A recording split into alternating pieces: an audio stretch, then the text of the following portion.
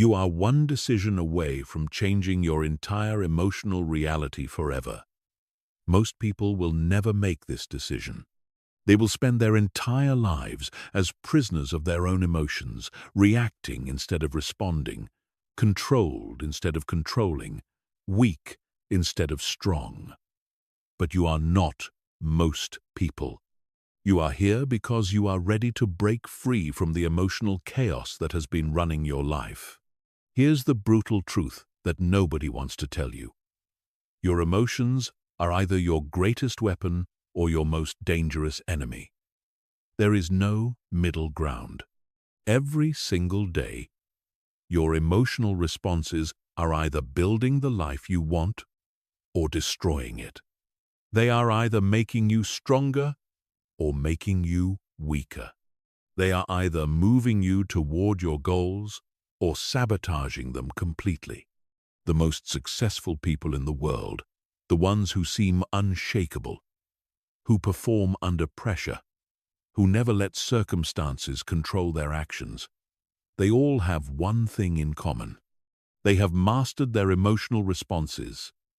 They don't suppress their emotions or pretend they don't exist.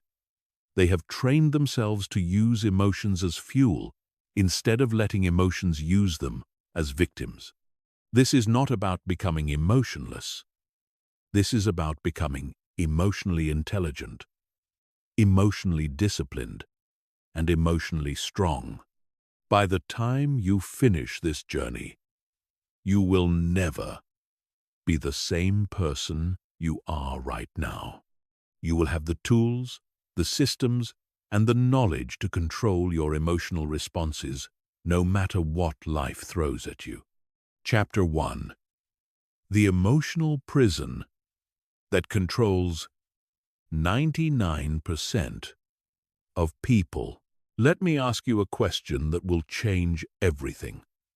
When was the last time you reacted emotionally to something and immediately regretted it? When was the last time anger made you say something you wished you could take back? When was the last time fear stopped you from taking action you knew you should take?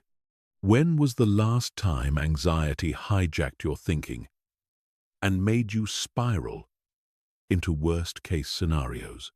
If you can remember even one example, then you already understand the problem. Your emotions are controlling you instead of you controlling your emotions. And here's the shocking reality. This is happening to 99% of people every single day of their lives. They are emotional slaves, and they don't even realize it. The average person experiences over 34,000 emotional reactions per day. 34,000 moments where their brain triggers an emotional response that influences their thoughts, their actions, and their decisions. Most of these reactions happen completely below the level of conscious awareness. They feel angry, so they snap at someone. They feel anxious, so they avoid taking risks. They feel frustrated, so they give up. They feel overwhelmed, so they procrastinate. They are not choosing these responses. These responses are being triggered automatically by emotional programming that was installed in their brains years ago. Think about this for a moment. If someone else was making 34,000 decisions for you every single day, decisions that affected your relationships, your career, your health, and your happiness, wouldn't you want to know about it? Wouldn't you want to take control back? That's exactly what's happening when you don't control your emotions, your past conditioning, your unconscious fears. Your automatic reactions are running your life, and you are just along for the ride. The cost of emotional weakness is devastating. Emotionally weak people destroy their relationships because they can't control their anger. They sabotage their careers because they can't handle criticism or pressure. They live in constant stress and anxiety because they let their fears run wild. They make terrible decisions because they act impulsively instead of thinking strategically. They never reach their potential because they give up the moment things get uncomfortable. But the people who have mastered emotional control, they live completely different lives. They stay calm under pressure, so they make better decisions. They control their anger, so they build stronger relationships. They face their fears, so they take bigger risks and achieve bigger rewards. They regulate their emotions, so they think more clearly and perform at higher levels. They don't let temporary feelings dictate permanent decisions. The difference between emotional strength and emotional weakness is the difference between living as the architect of your life or living as the victim of your circumstances. The difference between being in the driver's seat or being dragged along by forces you don't understand. The difference between succeeding at the highest levels or struggling with problems that could have been avoided. Most people will never break free from this emotional prison. They will go through their entire lives believing that emotions just happen to them, that anger is normal, that anxiety is unavoidable, that fear is permanent. They will never realize that emotions are skills that can be trained, responses that can be controlled, and patterns that can be rewired. But you are about to learn something that will change everything. Your brain is not fixed. Your emotional patterns are not permanent. Your reactions are not inevitable. Everything can be changed, but only if you are willing to do the work that 99% of people will never do. Chapter 2. The Science of Emotional Hijacking. Your brain is designed to keep you alive, not to make you happy.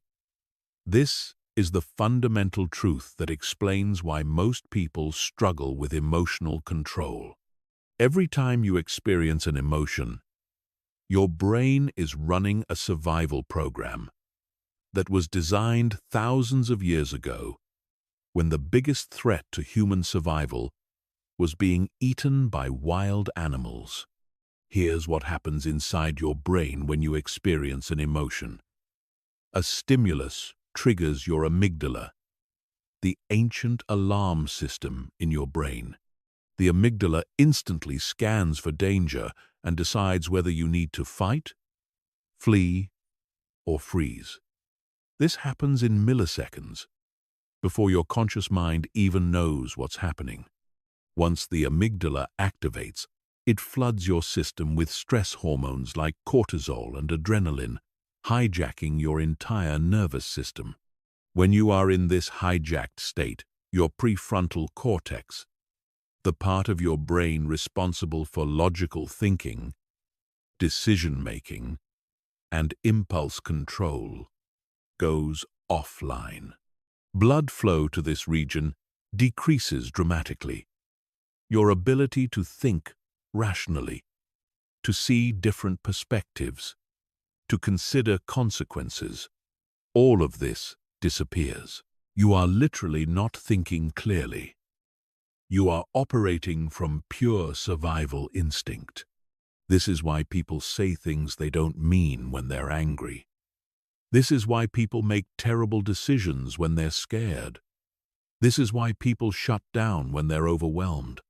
Their higher brain functions are offline, and they are operating from the most primitive part of their brain.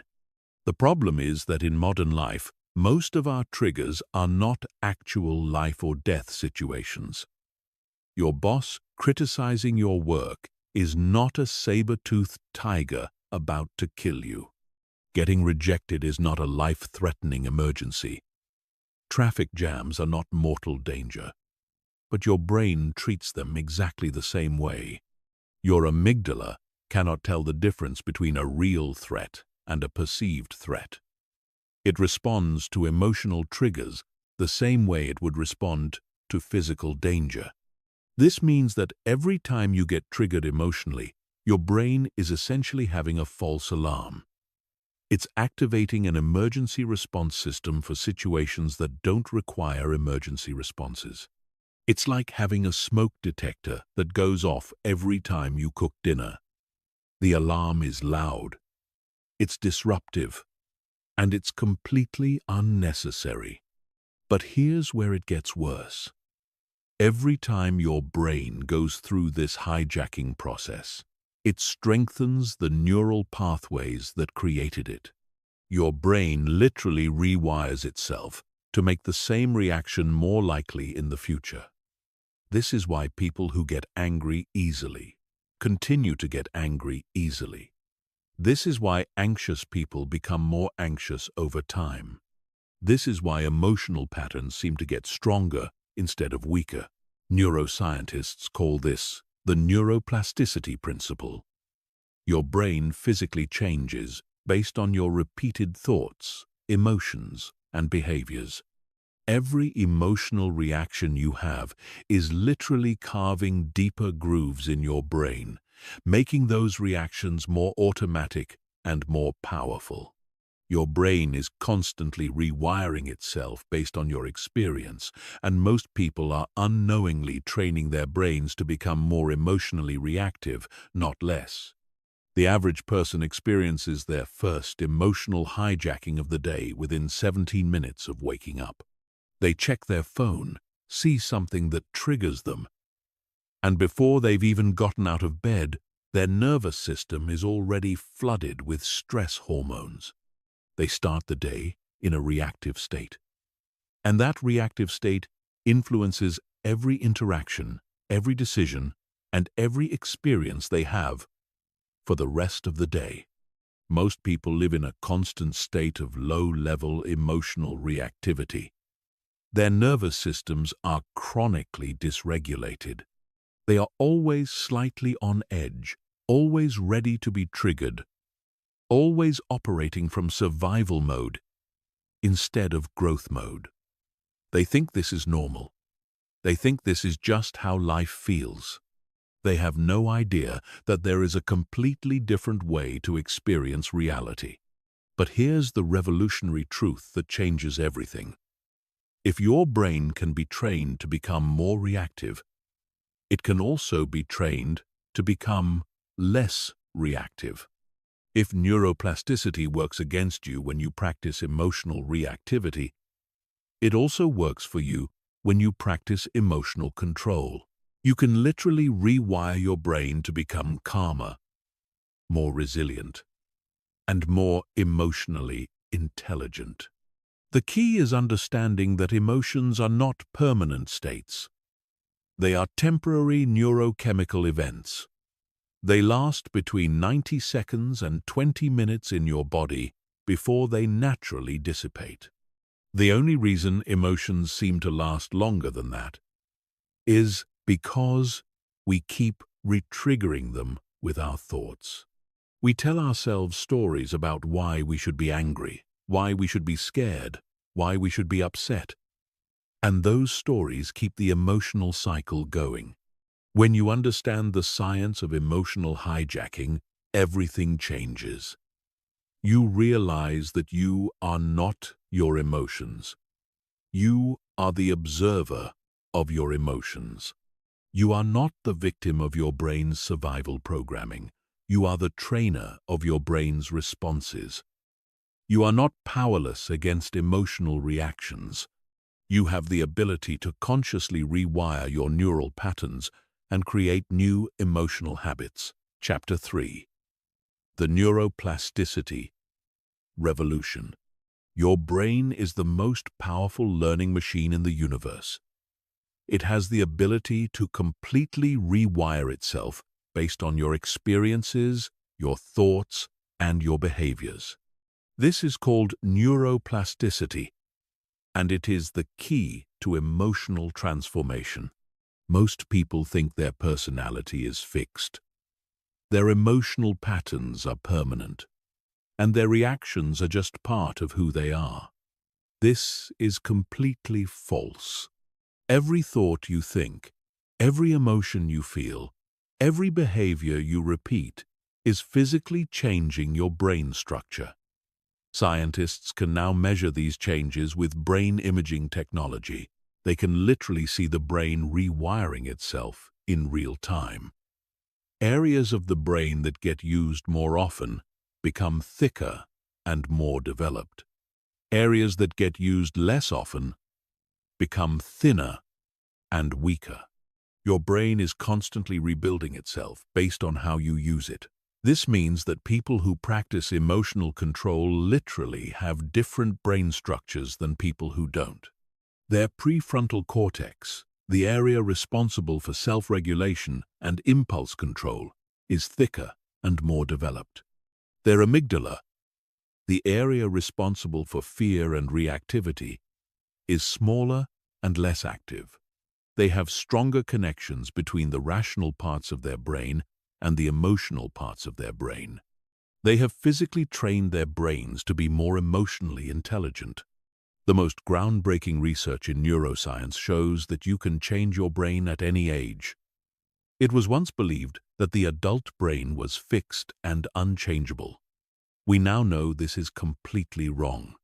A 70-year-old person can rewire their emotional patterns just as effectively as a 20-year-old person. The brain remains plastic throughout your entire life. You always have the ability to create new neural pathways and weaken old ones. Here's how the rewiring process works. Every time you practice a new emotional response, you are creating a new neural pathway in your brain. At first, this pathway is weak and hard to access. It requires conscious effort and attention to activate it. Meanwhile, your old emotional patterns have strong, well-developed neural pathways. They are like highways in your brain. They are easy to access and require no conscious effort to activate. But every time you choose the new response instead of the old response, you are strengthening the new pathway and weakening the old pathway. The new pathway becomes easier to access. The old pathway becomes harder to access. Eventually, the new response becomes as automatic as the old response used to be. This is how you literally rewire your emotional programming. The key is understanding that this process requires repetition and consistency. You cannot rewire decades of emotional conditioning with a few positive thoughts. You cannot undo years of reactive patterns with one meditation session. Neuroplasticity works through sustained practice over time. You have to be willing to consciously choose different responses thousands of times before they become automatic. Most people give up too early in this process. They try to change their emotional patterns for a few days or a few weeks. And when they don't see immediate results, they assume it's not working. They don't understand that they are literally rewiring their brains, and that rewiring takes time. They expect instant transformation, but neuroplasticity works on a different timeline. Research shows that it takes approximately 66 days of consistent practice to create a new automatic habit. For emotional patterns, which are deeper and more complex than simple behaviors, it can take 90 days or more. But the people who stick with it for the full duration experience complete transformation. They literally become different people with different emotional responses and different neural patterns. The most powerful aspect of neuroplasticity is that your brain doesn't know the difference between real experience and vividly imagined experience.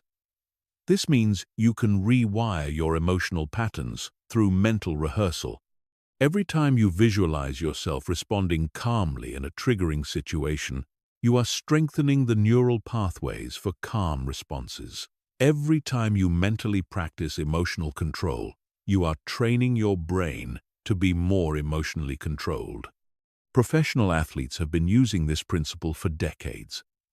They visualize perfect performances thousands of times before they compete. Their brains develop the neural patterns for success before they ever step onto the field. You can do the exact same thing with emotional responses.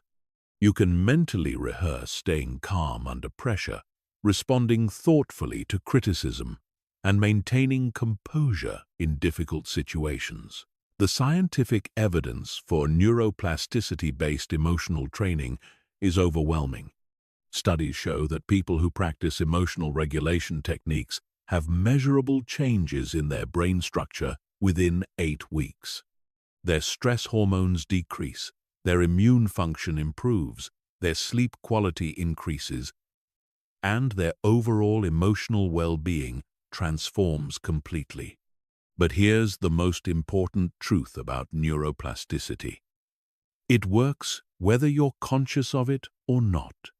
Right now, your brain is either rewiring itself to become more emotionally intelligent or more emotionally reactive.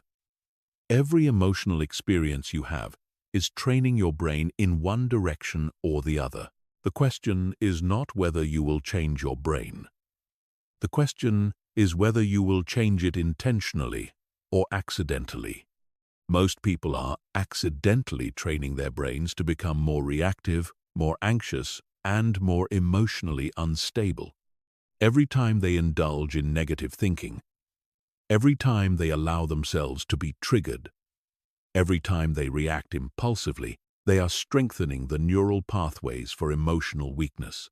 But you have the opportunity to do the opposite.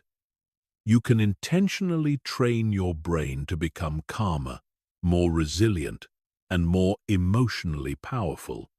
You can use neuroplasticity as a tool for transformation instead of a force for deterioration. You can become the conscious architect of your own emotional programming. Chapter 4. The Foundation of Emotional Strength. Emotional strength is built on 4 foundational pillars that must be developed simultaneously. These are not optional skills that you can pick and choose from. They are essential capacities that work together to create unshakable emotional control. Most people try to develop emotional strength without understanding these foundations, which is why they fail. It's like trying to build a skyscraper without laying a proper foundation. It might work temporarily, but it will eventually collapse. The first pillar is emotional awareness. This is the ability to recognize what you are feeling in real time, as you are feeling it. Most people have almost no emotional awareness. They go through their entire days without consciously recognizing their emotional states. They feel angry but don't realize they're angry until they've already said something they regret. They feel anxious but don't notice the anxiety until it has already affected their behavior. They feel overwhelmed but don't acknowledge the overwhelm until they're already shutting down. Emotional awareness is like having an early warning system for your emotional responses. It allows you to catch emotions when they are still small and manageable, before they become overwhelming and uncontrollable. It gives you the opportunity to choose your response instead of being forced into automatic reactions. Developing emotional awareness requires training your attention to notice the subtle physical sensations that accompany emotions. Anger creates tension in your jaw and shoulders. Anxiety creates tightness in your chest and stomach. Sadness creates heaviness in your heart. Fear creates constriction in your throat. Every emotion has a unique physical signature, and when you learn to recognize these signatures, you can identify emotions before they take control. The second pillar is emotional regulation. This is the ability to influence the intensity and duration of your emotional states. It's the skill of calming yourself down when you're triggered, energizing yourself when you're depleted, and maintaining emotional equilibrium, no matter what is happening around you. Emotional regulation is not about suppressing emotions or pretending they don't exist. Suppression actually makes emotions stronger and more likely to explode later. Regulation is about experiencing emotions fully while maintaining conscious control over your responses. It's about feeling angry without becoming destructive, feeling scared without becoming paralyzed, feeling sad without becoming depressed. The most powerful emotional regulation technique is conscious breathing. Your breath is the only part of your autonomic nervous system that you can control voluntarily, and it directly influences your emotional state. When you breathe slowly and deeply, you activate your parasympathetic nervous system, which creates feelings of calm and relaxation. When you breathe rapidly and shallowly, you activate your sympathetic nervous system, which creates feelings of stress and activation.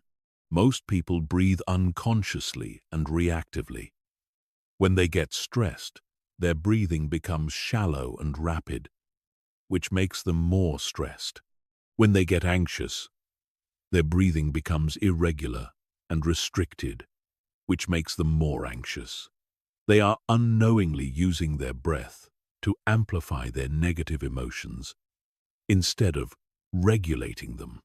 But when you learn to breathe consciously and strategically, you can literally change your emotional state in real time. You can calm yourself down in the middle of a conflict. You can energize yourself when you're feeling depleted. You can center yourself when you're feeling scattered. Your breath becomes a tool for emotional control instead of a victim of emotional chaos. The third pillar is emotional resilience. This is the ability to recover quickly from emotional setbacks and maintain your emotional strength even under prolonged stress. Resilience is not about avoiding difficult emotions. It's about experiencing difficult emotions without being permanently damaged by them. Most people have very little emotional resilience. One criticism can ruin their entire day. One rejection can shake their confidence for weeks. One failure can make them question their worth for months. They allow temporary emotional experiences to create permanent emotional damage. Emotionally resilient people experience the same difficult emotions, but they recover from them quickly. They don't let temporary setbacks create permanent emotional patterns. They understand that emotions are temporary experiences, not permanent identities. They feel disappointed without becoming a disappointed person. They experience failure without becoming a failure. Building emotional resilience requires developing a growth mindset about emotions. Instead of seeing difficult emotions as problems to be avoided, you learn to see them as information to be processed and opportunities to become stronger. Instead of asking why this is happening to me, you ask what this is teaching me and how this is making me stronger. The fourth pillar is emotional intelligence in relationships. This is the ability to read and respond to other people's emotions effectively. It's the skill of creating emotional safety for others, managing emotional dynamics in groups, and using emotional understanding to build deeper connections. Most people are so focused on managing their own emotions that they completely miss the emotional states of the people around them. They are emotionally self-absorbed. They don't notice when someone is struggling, when someone needs support, or when someone is feeling uncomfortable. This creates emotional disconnection and relationship problems. Emotionally intelligent people are constantly reading the emotional temperature of their environment. They notice when someone's energy shifts, when someone becomes defensive, when someone needs encouragement. They use this information to adjust their communication style and create better emotional outcomes for everyone involved. These four pillars work together to create a foundation of emotional strength that can withstand any challenge. When you have emotional awareness, you can catch problems early. When you have emotional regulation, you can manage problems effectively. When you have emotional resilience, you can recover from problems quickly. When you have emotional intelligence in relationships, you can prevent many problems from occurring in the first place. Most people try to develop these skills randomly and inconsistently. They read a book about mindfulness and try meditation for a few days. They learn a breathing technique and use it occasionally. They practice emotional awareness when they remember to. This random approach produces random results. But when you develop these pillars systematically and simultaneously, they reinforce each other and create exponential growth in your emotional strength. Your awareness enhances your regulation. Your regulation builds your resilience. Your resilience improves your relationships. Your improved relationships create more opportunities to practice and develop all 4 skills. Chapter 5. Daily Conditioning for Emotional Mastery. Emotional mastery is not achieved through occasional practice or weekend workshops. It is built through daily conditioning that systematically strengthens your emotional muscles and rewires your automatic responses. Just like physical fitness requires consistent daily exercise, emotional fitness requires consistent daily training. Most people approach emotional development the same way they approach physical fitness. They get motivated. They try really hard for a few days or weeks. Then they give up when they don't see immediate results. They think they can develop emotional strength through occasional effort. But emotional conditioning works exactly like physical conditioning. It requires consistent, daily practice over extended periods of time. The most successful approach to emotional conditioning is to create a daily emotional training protocol that becomes as automatic as brushing your teeth.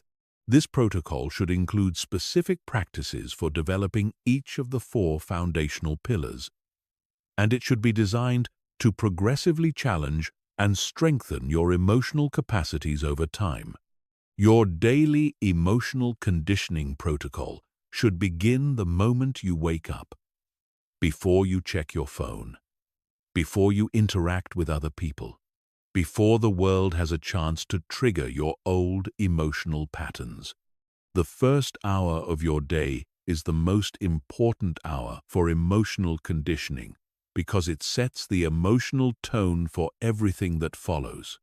The morning emotional preparation routine starts with conscious breathing.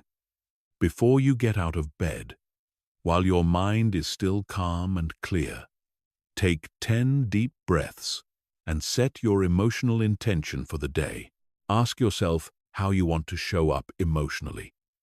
Do you want to be calm and centered? Do you want to be confident and assertive? Do you want to be open and compassionate? Set a clear intention and visualize yourself embodying that emotional state throughout the day. Next, practice emotional awareness scanning. This is a systematic process of checking in with your emotional state and identifying any tension, stress, or reactivity that might be present in your body. Start at the top of your head and slowly scan down through every part of your body, noticing any areas of tightness, discomfort, or emotional charge. When you find tension, breathe into that area and consciously release it. After your awareness scan, practice emotional visualization. This is mental rehearsal for the emotional challenges you expect to face during the day. If you have a difficult conversation scheduled, visualize yourself remaining calm and centered during that conversation. If you have a stressful presentation to give, visualize yourself feeling confident and composed. If you know you'll encounter traffic or crowds or other triggers, visualize yourself responding with patience and equanimity. The key to effective emotional visualization is to make it as vivid and detailed as possible. Don't just think about staying calm. Actually feel the sensation of calmness in your body. Don't just imagine being confident. Actually experience the feeling of confidence in your chest and shoulders. Your brain responds much more powerfully to felt experiences than to abstract concepts. Throughout the day, you need to implement emotional check-in practices. Set reminders on your phone to check in with your emotional state every 2 hours. When the reminder goes off, stop whatever you're doing and ask yourself, what am I feeling right now? Where do I feel it in my body? Is this emotion serving me or limiting me? Do I need to regulate this emotion or just acknowledge it? These check-ins serve multiple purposes. They maintain your emotional awareness throughout the day. They give you opportunities to practice regulation before emotions become overwhelming. They help you identify patterns and triggers that you might otherwise miss. Most importantly, they keep your prefrontal cortex actively engaged in monitoring your emotional state instead of letting your amygdala run on autopilot. When you encounter emotional triggers during the day, you need to implement the pause and breathe protocol. The moment you feel triggered, before you react, pause and take 3 deep breaths. This pause gives your prefrontal cortex time to come back online and regain control from your amygdala. The breathing activates your parasympathetic nervous system and begins the process of emotional regulation. During the pause, ask yourself 3 questions. What am I feeling right now? What is this emotion trying to tell me? What response would serve my long-term goals? These questions shift you from reactive mode to responsive mode. They engage your higher brain functions and give you the opportunity to choose your response instead of being controlled by automatic reactions. The evening emotional processing routine is just as important as the morning preparation routine. Before you go to sleep, you need to process and integrate the emotional experiences of the day. This prevents unprocessed emotions from accumulating in your nervous system and creating chronic stress or reactivity. Start your evening routine by reviewing the emotional challenges you faced during the day. What situations triggered you? How did you respond? What did you learn about your emotional patterns? What would you do differently next time? This review process helps you extract lessons from your emotional experiences and plan for better responses in the future. Next, practice emotional release techniques. If you accumulated any stress, tension, or negative emotions during the day, you need to consciously release them before you sleep. This can be done through progressive muscle relaxation, breathing exercises, journaling, or physical movement. The goal is to clear your emotional slate so you don't carry today's stress into tomorrow's experiences. Finally, practice gratitude and appreciation. Identify 3 things you're grateful for from the day, including at least one emotional challenge that helped you grow stronger. Gratitude rewires your brain to notice positive experiences instead of only focusing on problems and threats. It creates positive emotional states that strengthen your overall emotional resilience. This daily conditioning protocol might seem like a lot of work, but it only requires 20 to 30 minutes per day total. 10 minutes in the morning, brief check-ins throughout the day, and 10 minutes in the evening. This small investment of time creates massive returns in emotional strength, resilience, and life satisfaction. The key is consistency rather than perfection. You don't need to do every practice perfectly every day. You just need to do something every day to to maintain the conditioning process. Even 5 minutes of conscious breathing is better than no practice at all. Even one emotional check-in is better than going through the entire day unconsciously. Most people underestimate how quickly daily conditioning produces results. Within just 2 weeks of consistent practice, you will notice significant improvements in your emotional awareness and regulation. Within 30 days, you will experience noticeable changes in your emotional resilience and relationship dynamics. Within 90 days, you will have completely rewired your emotional programming and established new automatic responses. The people who commit to daily emotional conditioning for a full year experience complete emotional transformation. They become completely different people with completely different emotional patterns.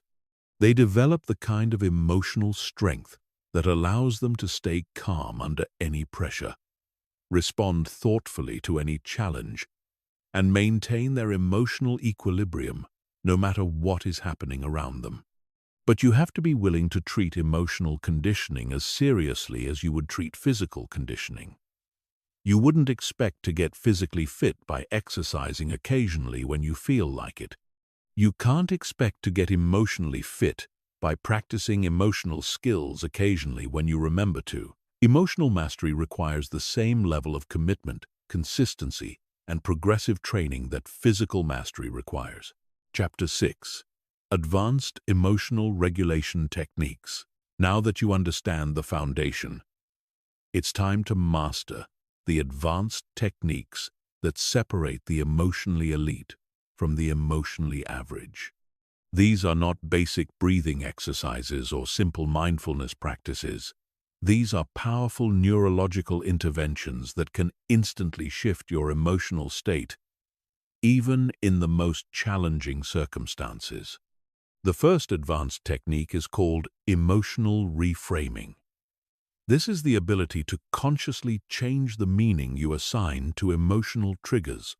Most people think their emotions are caused by external events, but this is completely false. Your emotions are caused by the meaning you give to events, not the events themselves.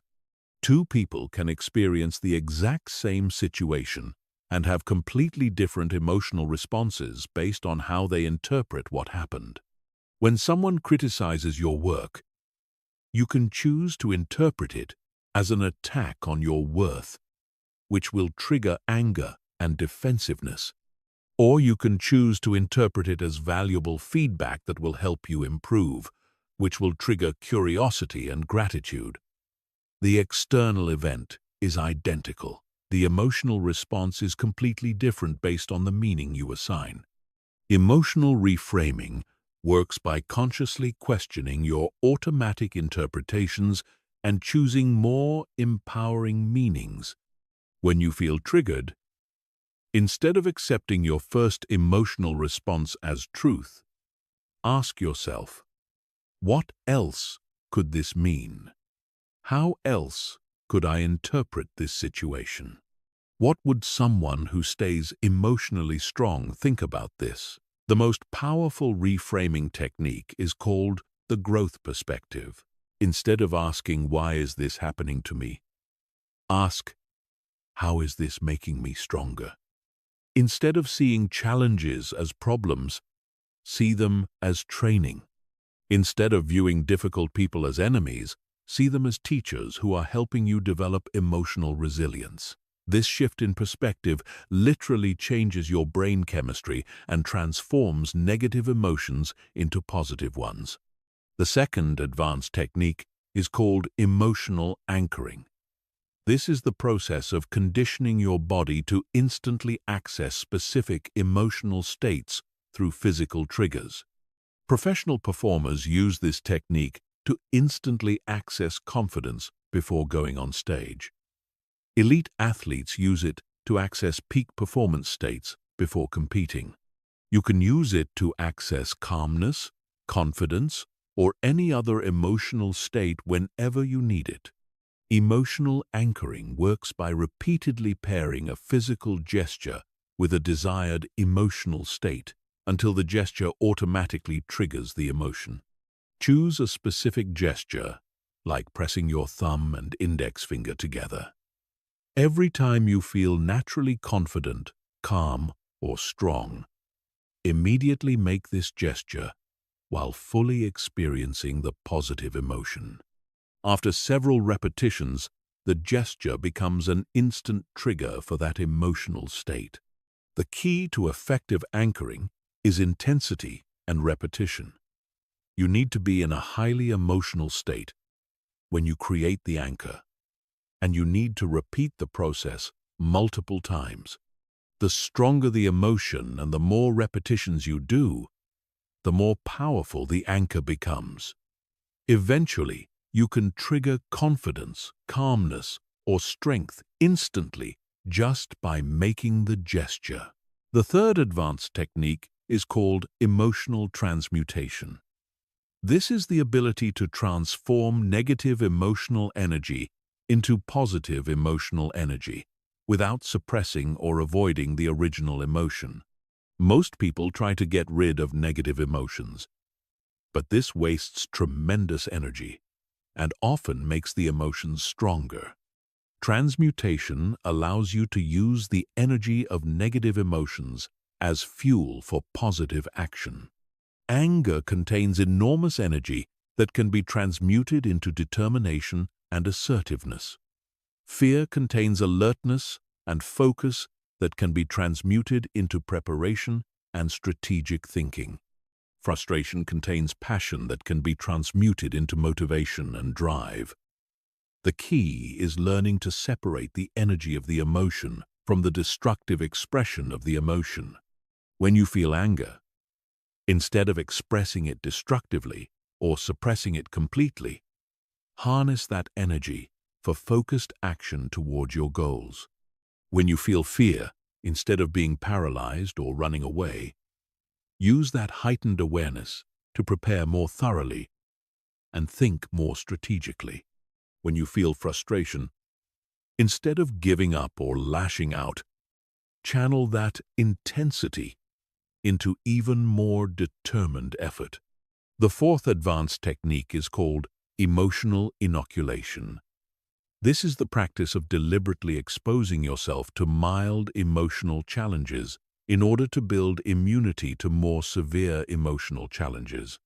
Just like physical vaccines work by exposing you to weakened versions of diseases, emotional inoculation works by exposing you to manageable versions of emotional triggers. If you struggle with criticism, deliberately seek out constructive feedback in low-stakes situations. If you struggle with rejection, deliberately put yourself in situations where rejection is possible but not devastating. If you struggle with pressure, deliberately create mild pressure situations where you can practice maintaining composure. The key to emotional inoculation is progressive overload.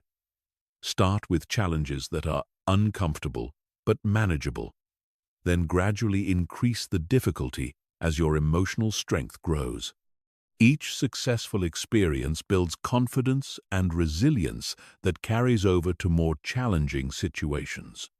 Every time you successfully handle an emotional challenge, you are literally rewiring your brain to be more confident in similar situations.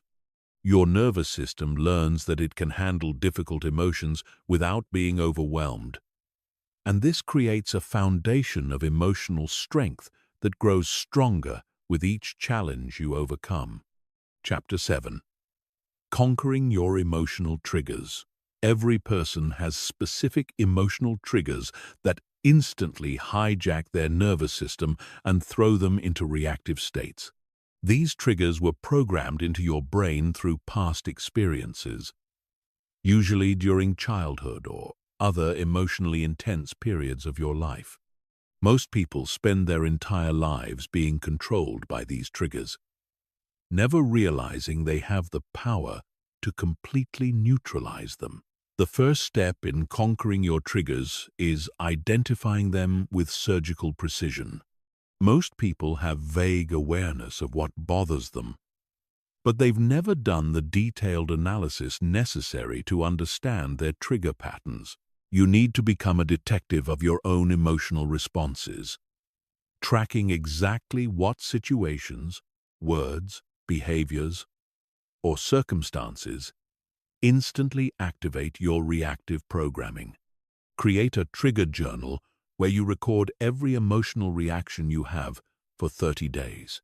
Note the specific situation, the exact trigger, your physical sensations, your emotional response, and your behavioral reaction. Look for patterns. Do you get triggered by criticism about your competence? By feeling ignored or excluded? By situations where you feel powerless or controlled? By certain tones of voice or facial expressions? Most people have between 3 and 7 core trigger categories that account for 80% of their emotional reactivity. Once you identify these core categories, you can begin the systematic process of desensitizing yourself to these triggers and installing new automatic responses. The most powerful technique for neutralizing triggers is called trigger reprocessing. This involves deliberately revisiting the original experiences that created your trigger programming and consciously rewriting the emotional memory. Most triggers are created during moments when you felt powerless, hurt, or threatened. The emotional intensity of these experiences creates strong neural pathways that get activated every time you encounter similar situations. Trigger reprocessing works by accessing the original memory while in a calm, empowered state and consciously changing your relationship to that experience. Instead of seeing yourself as a victim of what happened, you see yourself as someone who survived and became stronger. Instead of focusing on the pain of the experience, you focus on the wisdom and resilience it gave you. The key is to reprocess the memory from your current adult perspective rather than from the perspective of the child or younger person who originally experienced the trauma. Your adult self has resources, understanding, and emotional strength that your younger self didn't have. When you bring this mature perspective to old wounds, you can heal them and neutralize their power over your present emotional responses. The second technique is called trigger rehearsal. This involves mentally practicing new responses to your known triggers until these new responses become automatic. Most people only practice emotional responses when they're actually triggered, which means they're practicing while their nervous system is hijacked and their higher brain functions are offline. This is like trying to learn a new skill while you're having a panic attack. Trigger rehearsal allows you to practice new responses while you're calm and centered, which means you're encoding these new patterns into your brain with full access to your higher cognitive functions. Visualize yourself encountering your specific triggers and responding with complete emotional control. See yourself staying calm when criticized, remaining confident when rejected, maintaining composure under pressure. The more vividly you can imagine these scenarios, and the more intensely you can feel yourself responding with strength, the more powerful the neural encoding becomes. Your brain begins to expect these new responses and starts automatically accessing them when the actual triggers occur. The third technique is called trigger exposure therapy. This involves deliberately and gradually exposing yourself to your triggers in controlled environments where you can practice new responses. Most people avoid their triggers, which keeps them sensitive and reactive. Controlled exposure allows you to build tolerance and develop new automatic responses. Start with the mildest version of your trigger that you can handle without becoming completely overwhelmed. Practice your new response until you can maintain emotional control consistently. Then gradually increase the intensity of the trigger exposure while maintaining your new response pattern. This systematic approach builds genuine emotional immunity rather than just temporary coping skills.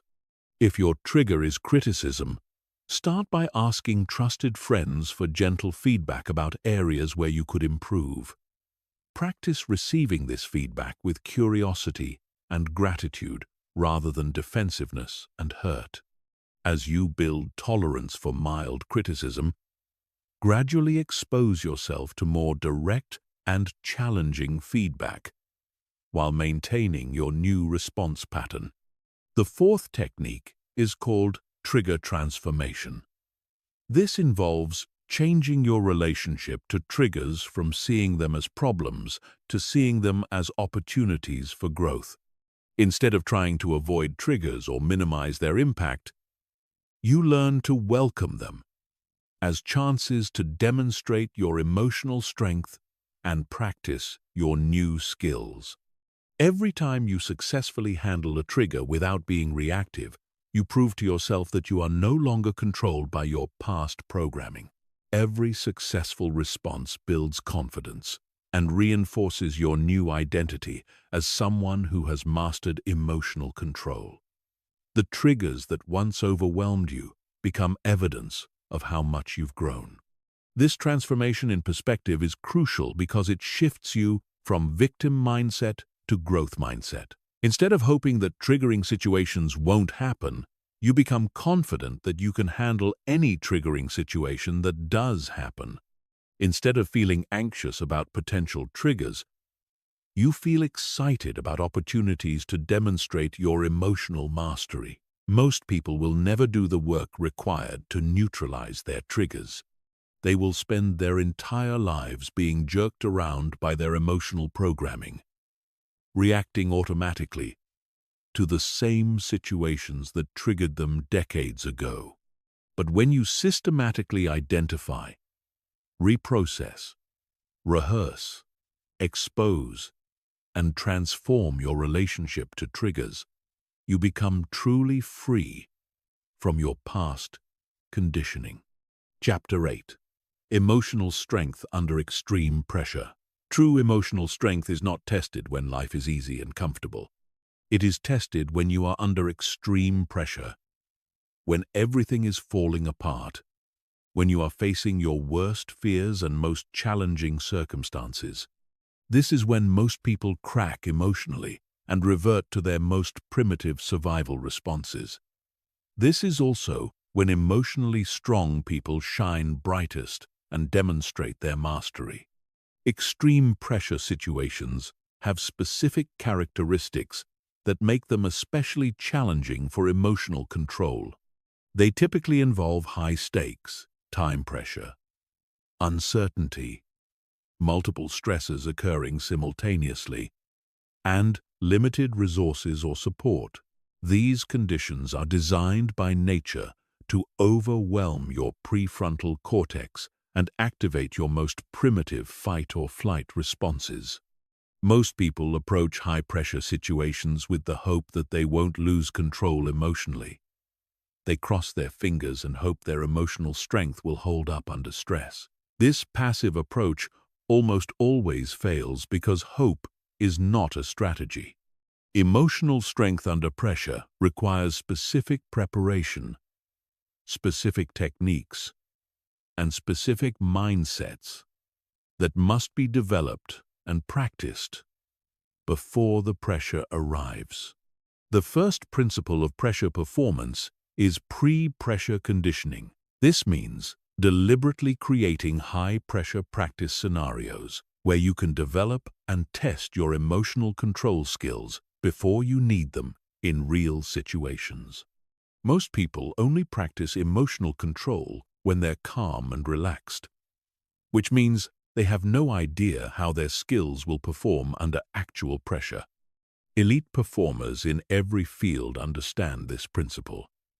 Navy SEALs train in environments that are more stressful than actual combat, so that combat feels manageable by comparison.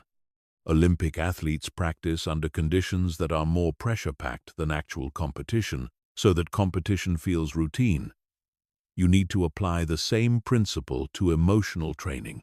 Create deliberate practice scenarios where you voluntarily expose yourself to pressure while practicing emotional control. Set tight deadlines for important projects and practice staying calm while working under time constraints.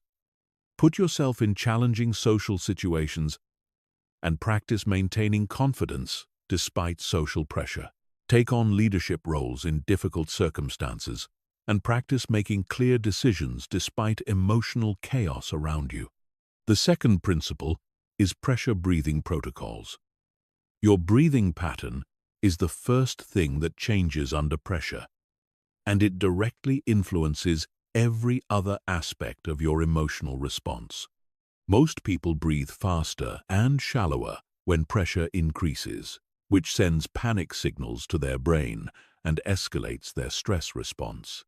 Elite pressure performers use specific breathing patterns that maintain emotional control, even under extreme stress. The most effective pattern is box breathing. Inhale for 4 counts, hold for 4 counts, exhale for 4 counts, hold for 4 counts, then repeat.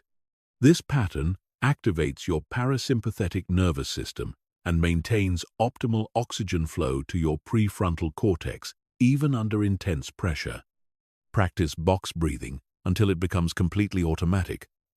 Then use it proactively whenever you enter high-pressure situations. Don't wait until you feel overwhelmed to start using pressure breathing. Begin the protocol as soon as you recognize that pressure is building, before your nervous system has a chance to become dysregulated. The third principle is pressure mindset management. Under extreme pressure, your mind will automatically start generating worst-case scenarios, catastrophic predictions, and overwhelming assessments of everything that could go wrong.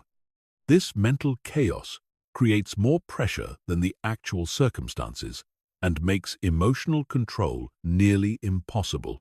Pressure mindset management involves consciously directing your mental focus toward what you can control rather than what you cannot control, solutions rather than problems, and opportunities rather than threats.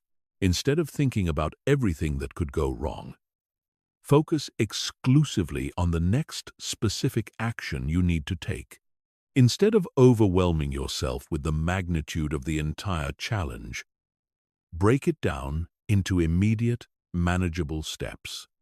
The most powerful pressure mindset technique is called tunnel focus. This involves consciously narrowing your attention to only the most essential elements of the situation, while temporarily ignoring everything else. Elite athletes use tunnel focus to block out crowd noise, opponent intimidation, and performance pressure, while maintaining complete focus on executing their skills.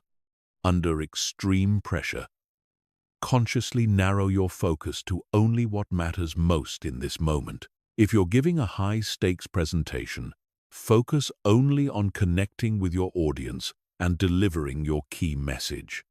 Block out thoughts about career consequences, audience judgments, or everything that could go wrong. If you're in a crisis situation, focus only on the immediate problem that needs to be solved and the specific actions required to solve it. The fourth principle is pressure energy management. Extreme pressure creates intense physiological arousal that most people experience as overwhelming and destructive. But this arousal contains tremendous energy that can be channeled into enhanced performance rather than emotional breakdown. The difference between pressure destroying you and pressure elevating you is how you manage this energy.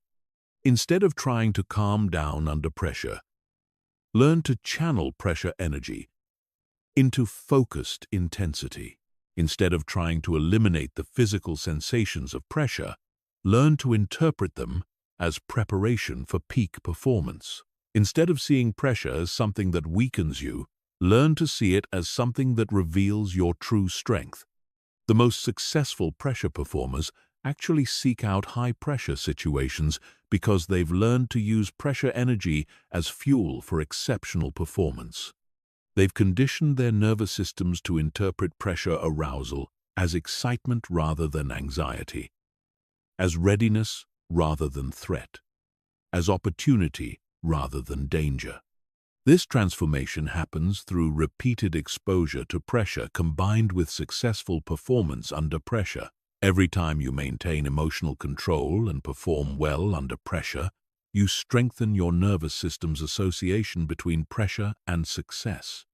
Eventually, pressure becomes a trigger for peak performance rather than a trigger for emotional breakdown. The final principle is pressure recovery protocols. Extreme pressure situations deplete your emotional and physical resources even when you handle them successfully.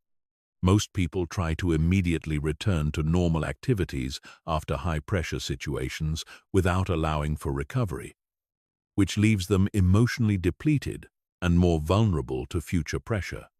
Develop specific protocols for recovering from high-pressure situations that restore your emotional equilibrium and replenish your energy reserves.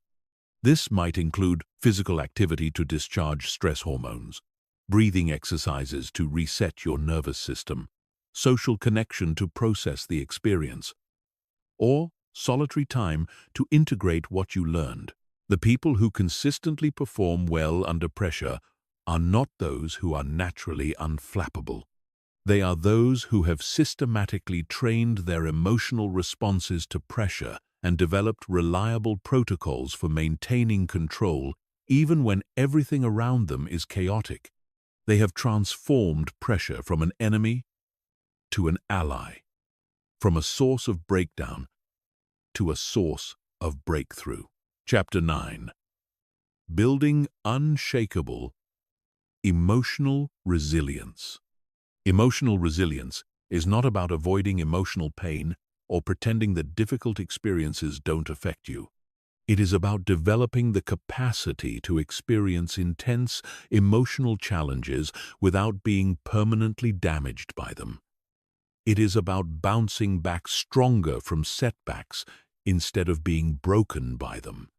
Most people have very little emotional resilience, which means that every major disappointment, rejection, or failure leaves them emotionally wounded for months or years.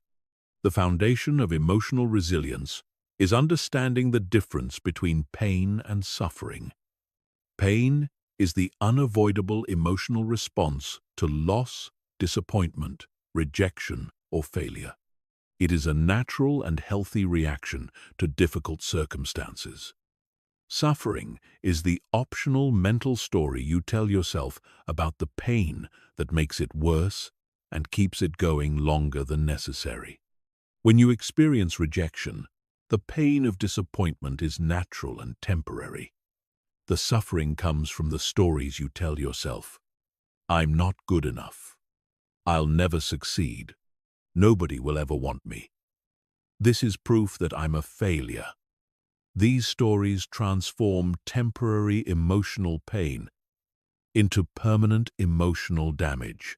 They keep you stuck in victim mindset instead of allowing you to process the experience and move forward stronger. Building emotional resilience requires learning to separate pain from suffering. You allow yourself to feel the natural emotional response to difficult experiences without adding the destructive mental commentary that transforms healthy pain into toxic suffering. You experience disappointment without becoming a disappointed person. You feel rejected without concluding that you are fundamentally rejectable. The first resilience-building technique is called emotional processing protocols. Instead of avoiding or suppressing difficult emotions, you develop systematic ways of experiencing them fully and extracting the wisdom they contain. Most people either try to avoid painful emotions completely or they get lost in them and never recover. Neither approach builds resilience. Emotional processing involves consciously creating time and space to feel difficult emotions completely while maintaining enough perspective to learn from them. When something difficult happens, schedule specific time to process the emotional impact. Sit quietly and allow yourself to feel whatever emotions arise without judging them or trying to change them. Notice where you feel the emotions in your body. Breathe into those areas and allow the emotions to move through you naturally. After you've felt the emotions fully, engage your analytical mind to extract lessons from the experience. What did this teach you about yourself, other people, or how the world works? How did this experience reveal your strengths or highlight areas where you need to grow? How can you use this information to make better decisions or develop new skills? What opportunities might emerge from this challenge that wouldn't have existed otherwise? The second technique is called anti-fragile conditioning. This concept, developed by Nassim Taleb, describes systems that become stronger when stressed rather than just surviving stress. Most people aim to be resilient enough to return to their previous level of functioning after difficulties. Anti-fragile people use difficulties as catalysts to reach higher levels of functioning than they had before the challenge.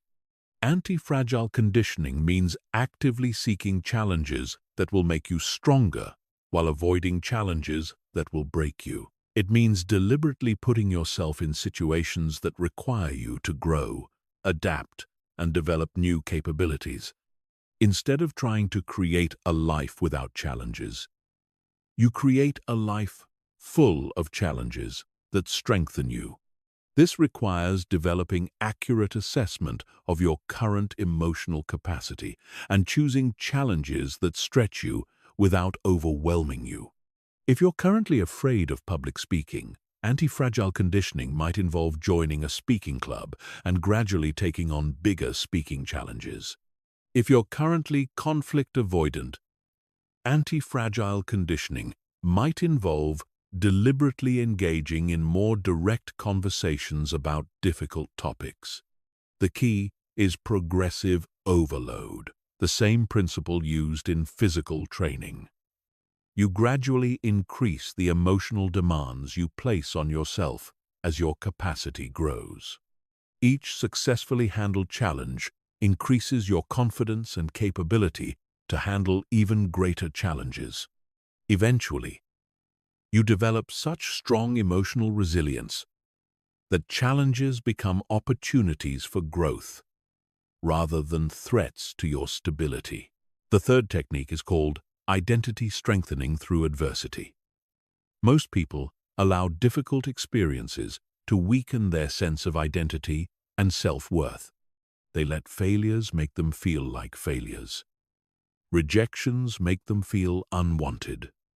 And setbacks make them question their capabilities. Emotionally resilient people use difficult experiences to strengthen their identity and clarify their values. Every time you face a significant challenge and choose to respond with integrity rather than giving in to fear or anger, you strengthen your identity as someone who acts with integrity under pressure. Every time you persist through difficulties rather than giving up, you strengthen your identity as someone who doesn't quit when things get hard. Every time you treat people with kindness, even when you're struggling, you strengthen your identity as someone who maintains their values regardless of circumstances. This process transforms challenges from threats to your identity into confirmation of your character. Instead of asking, "Why is this happening to me?" you ask, "How is this revealing who I really am? And how is this making me into who I want to become?" Instead of seeing setbacks as evidence of weakness, You see them as opportunities to demonstrate strength. The fourth technique is called support system architecture. Emotional resilience is not just an individual characteristic. It is also a function of the relationships and communities that surround you during difficult times. Most people have very weak support systems because they've never consciously designed them or because they're too proud to ask for help when they need it. Building emotional resilience requires consciously creating relationships with people who can provide different types of support during different types of challenges. You need people who can offer practical help when you're overwhelmed, emotional support when you're struggling, honest feedback when you're confused, and inspiration when you're discouraged. But support system architecture is not just about having people to help you. It's also about being someone who provides support to others. The act of supporting others during their difficult times strengthens your own resilience by reinforcing your sense of capability, purpose, and connection. When you help others navigate challenges successfully, you build confidence in your own ability to handle future challenges. The most resilient people are not those who never face difficulties. They are those who have developed such effective systems for processing, learning from, and growing through difficulties that they actually become excited when new challenges arise. They know that every challenge is an opportunity to become stronger, wiser, and more capable than they were before. Chapter 10. Mastering Emotional Dynamics in Relationships. Your emotional strength means nothing if you cannot maintain it while dealing with other people's emotions. The most challenging test of emotional control is not what you do when you're alone and calm. It's what you do when you're interacting with people who are stressed, angry, defensive, manipulative, or emotionally dysregulated. This is where most people's emotional strength completely collapses. Other people's emotions are contagious. When someone around you is angry, anxious, or upset, their emotional state automatically influences your nervous system through a process called emotional contagion. Mirror neurons in your brain unconsciously mimic the emotional expressions and body language of people around you, which creates similar emotions in your own body. This means you can start feeling angry just because someone near you is angry, even if their anger has nothing to do with you. Most people are completely unconscious of emotional contagion. They walk into a room where people are stressed and immediately feel stressed without understanding why. They spend time with anxious people and leave feeling anxious. They interact with angry people and find themselves becoming angry. They think these emotional shifts are happening to them randomly when they're actually being caused by their unconscious emotional absorption of other people's states. The first principle of relational emotional mastery is conscious emotional boundaries. This means maintaining awareness of your own emotional state while interacting with others and noticing when your emotions start shifting in response to their emotions. Instead of unconsciously absorbing other people's emotional states, you consciously choose which emotions to engage with and which emotions to deflect. Emotional boundaries are not walls that prevent you from connecting with others. They are filters that allow you to remain empathetic and supportive while maintaining your own emotional equilibrium. You can understand and care about someone's anger without becoming angry yourself. You can support someone who is anxious without absorbing their anxiety. You can help someone who is depressed without becoming depressed. Creating emotional boundaries requires developing what psychologists call differentiation. This is the ability to remain emotionally connected to someone while maintaining your own separate emotional identity. Most people are either completely merged with other people's emotions or completely cut off from them. Neither approach allows for healthy relationships or emotional strength. The second principle is emotional regulation modeling. When you interact with someone who is emotionally dysregulated, you have two choices. You can match their emotional state and become dysregulated yourself, which escalates the situation and makes everything worse. Or you can maintain your emotional regulation and help them return to a regulated state through your example. Emotional regulation modeling works because regulated nervous systems have a calming effect on dysregulated nervous systems. When you remain calm in the presence of someone who is upset, your regulated state provides a template for them to return to regulation.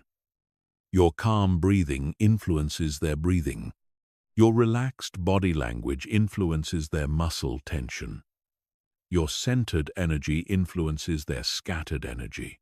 This is not about suppressing your emotions or pretending everything is fine when it's not. It's about feeling whatever emotions arise in response to the situation while maintaining conscious control over how you express those emotions. You can feel frustrated with someone's behavior while speaking to them in a calm tone. You can feel disappointed with a situation while maintaining hopeful body language. The key to effective emotional modeling is authenticity combined with regulation. If you try to fake calmness while you're actually feeling chaotic inside, people will sense the incongruence, and it will make them more anxious rather than less. You need to actually achieve internal regulation, not just external appearance of regulation. The third principle is strategic emotional responses. Different people and different situations require different emotional approaches for optimal outcomes. Instead of having one default emotional response to all challenging interpersonal situations, you consciously choose your emotional approach based on what will be most effective for the specific person and situation you're dealing with. Some people respond well to direct, assertive communication and will respect you more if you stand up to their aggressive behavior. Other people become more defensive when challenged directly and respond better to gentle, supportive approaches. Some situations require you to be firm and set clear boundaries. Other situations require you to be flexible and find creative compromises. Developing strategic emotional responses requires studying the people in your life and understanding what emotional approaches work best with each person. Pay attention to how different people respond when you're calm versus intense, direct versus indirect, serious versus playful. Notice what emotional approaches bring out the best in each person and what approaches trigger their worst behaviors. This is not about being manipulative or fake.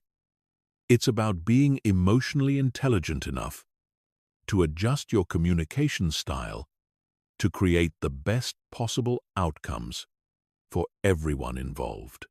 Just like you would adjust your vocabulary when speaking to a child versus an adult, you adjust your emotional approach when dealing with different personality types and emotional styles. The fourth principle is conflict transformation through emotional mastery. Most people see interpersonal conflict as something to avoid or win. Emotionally masterful people see conflict as an opportunity to strengthen relationships and create better understanding between people. Instead of trying to avoid conflict or dominate in conflict, they use their emotional skills to transform conflict into connection. Conflict transformation requires maintaining empathy for the other person's experience while clearly expressing your own needs and boundaries. It means being curious about why the other person is upset instead of immediately becoming defensive. It means looking for the underlying needs and values that are driving the conflict instead of just focusing on the surface-level disagreement. When someone is angry with you, instead of getting angry back or becoming defensive, get curious about what they're really upset about. What need of theirs is not being met? What value of theirs feels violated? What fear might be driving their anger? When you approach conflict with genuine curiosity rather than defensiveness, you often discover that the real issue is something completely different from what you originally thought. The most powerful conflict transformation technique is called emotional Aikido. In martial arts Aikido, instead of meeting force with force, you redirect your opponent's energy in a direction that neutralizes the attack while maintaining harmony. Emotional Aikido works the same way. Instead of meeting anger with anger or defensiveness, you acknowledge the other person's emotional state and redirect their energy toward problem solving. When someone says you never listen to me in an angry tone, instead of defending yourself or getting angry back, you might say, "It sounds like you're feeling unheard, and that's really important to me. Help me understand what I'm missing so I can listen better." This response acknowledges their emotion without accepting blame, redirects their energy from attack to explanation, and creates an opportunity for genuine understanding. Mastering emotional dynamics in relationships requires seeing every interaction as an opportunity to practice emotional strength rather than a threat to your emotional stability. Instead of hoping that other people will be easy to deal with, you develop the skills to maintain your emotional equilibrium, regardless of how others are behaving. Instead of trying to control other people's emotions, you focus on managing your own emotional responses in ways that create the best possible outcomes for everyone involved. Chapter 11. The Integration Protocol for Total Emotional Mastery. Everything you have learned up to this point has been preparation for this moment. You now have all the individual skills and techniques necessary for emotional control. But having individual skills is not the same as having integrated mastery. Most people who learn emotional regulation techniques use them randomly and inconsistently. They practice breathing exercises when they remember to. They use reframing techniques occasionally when they feel like it. They work on trigger management when they're motivated. This scattered approach produces scattered results. True emotional mastery requires integration. It requires weaving all of your emotional skills into a seamless, automatic system that operates whether you're thinking about it or not. It requires developing such deeply ingrained emotional patterns that you respond with strength and wisdom, even in situations you've never encountered before. This is the difference between someone who knows emotional techniques and someone who has achieved emotional mastery. The integration protocol is a systematic process for combining all of your emotional skills into one unified operating system. This protocol transforms you from someone who uses emotional tools occasionally into someone who embodies emotional strength as a core part of their identity. When you complete this integration process, emotional control will no longer be something you do. It will be something you are. The first phase of integration is called skill stacking. This involves practicing multiple emotional techniques simultaneously until they reinforce each other and become automatic. Instead of using one technique at a time, you learn to layer multiple techniques together to create exponential improvements in your emotional state. When you encounter a triggering situation, instead of just using breathing techniques, you simultaneously use breathing, reframing, anchoring, and mindset management. When you face pressure, instead of just managing your thoughts, you simultaneously control your breathing, adjust your body language, reframe the situation, and activate your confidence anchors. This multi-layered approach creates much more powerful and reliable results than using single techniques in isolation. Skill stacking requires deliberate practice sessions where you intentionally combine multiple techniques while dealing with challenging scenarios. Create practice situations that require you to use breathing, reframing, anchoring, and mindset management all at the same time. Start with mild challenges and gradually increase the difficulty until you can automatically access multiple techniques even under extreme stress. The second phase is called pattern interruption mastery. This involves developing the ability to instantly recognize and interrupt any emotional pattern that doesn't serve your goals. Most people get caught up in emotional patterns before they realize what's happening. They find themselves angry, anxious, or overwhelmed before they have a chance to intervene. Pattern interruption mastery gives you the ability to catch emotional patterns the moment they begin and immediately redirect them toward more productive states. Pattern interruption works by developing exquisite sensitivity to the earliest warning signs of emotional reactivity. You learn to recognize the subtle physical sensations, breathing changes, and mental shifts that occur in the first few seconds of an emotional reaction. The moment you detect these early warning signs, you automatically activate your integrated emotional control system. This requires training your attention to constantly monitor your internal state without becoming obsessed with it. You develop a background awareness that continuously scans for emotional changes, while allowing you to remain fully present and engaged with whatever you're doing. This background monitoring becomes as automatic as your awareness of your physical balance when you're walking. The third phase is called contextual adaptation mastery. This involves developing the ability to automatically adjust your emotional approach based on the specific context you're in. Different situations require different emotional strategies, and true mastery means intuitively knowing which approach will be most effective in each unique situation. In high-pressure business situations, you might need to emphasize confidence, clarity, and decisive energy. In intimate personal relationships, you might need to emphasize empathy, patience, and emotional availability. In crisis situations, you might need to emphasize calm, focus, and strategic thinking.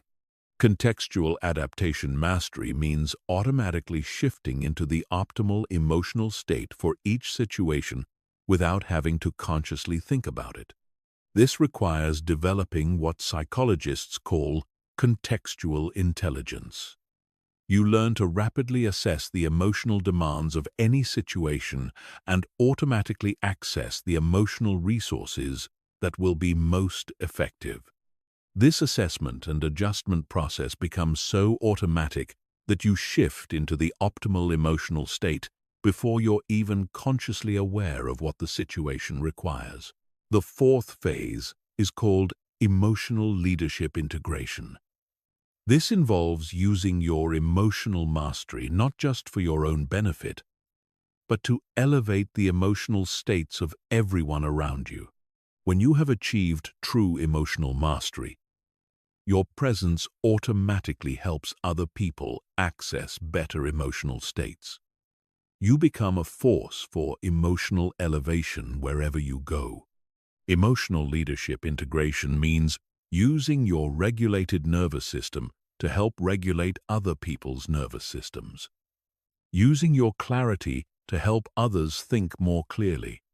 Using your calm to help others feel more peaceful.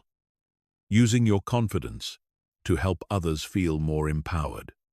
This is not about manipulation or control. It is about using your emotional strength to create better outcomes for everyone involved. This requires developing the ability to remain emotionally centered while actively engaging with other people's emotional states. You learn to maintain your own emotional equilibrium while simultaneously providing emotional support, guidance, and stability to others. This is the highest level of emotional skill because it requires managing multiple emotional systems at the same time. The final phase is called unconscious competence establishment. This involves practicing your integrated emotional mastery until it becomes so automatic that you don't have to think about it at all. Your emotional responses become optimized by default. You automatically respond with wisdom, strength, and clarity, regardless of what situation you encounter. Unconscious competence means your emotional system operates like a high-performance engine that runs smoothly and efficiently without conscious monitoring. You trust your emotional responses because you have trained them to be reliable. You don't second-guess your emotional reactions because you know they are based on integrated wisdom rather than primitive programming. This level of mastery typically requires 18 to 24 months of consistent, deliberate practice. But once you achieve it, you have emotional skills that will serve you for the rest of your life. You become someone who can handle any emotional challenge with grace, wisdom, and strength. You become the kind of person others look to for emotional guidance and stability. Chapter 12. Emotional Leadership and Influence. When you master your own emotions, you inevitably become someone who influences the emotional states of everyone around you. This is not a choice. It is an automatic consequence of emotional mastery. People are drawn to emotional strength, like metal is drawn to a magnet. They unconsciously seek out emotionally regulated people because being around them feels safe, calming, and inspiring. Most people underestimate how much their emotional state affects everyone around them. When you are anxious, you make everyone around you more anxious. When you are angry, you trigger defensiveness in others. When you are scattered, you create chaos in your environment. When you are depressed, you drain energy from everyone you encounter. Your emotional state is constantly broadcasting signals that influence the nervous systems of everyone in your proximity. But the opposite is also true. When you are calm, you help others feel more peaceful. When you are confident, you help others feel more empowered. When you are focused, you help others think more clearly. When you are positive, you elevate the energy of everyone around you. Emotional mastery gives you the ability to be a positive emotional influence instead of a negative one. Emotional leadership is not about controlling other people's emotions. It is about taking responsibility for the emotional impact you have on your environment and consciously choosing to use that impact to create better outcomes for everyone involved. It is about recognizing that your emotional state is not a private matter. It affects everyone you interact with, and therefore you have a responsibility to manage it wisely. The first principle of emotional leadership is emotional contagion mastery. As we discussed earlier, emotions are highly contagious. Most people spread their emotions unconsciously and randomly.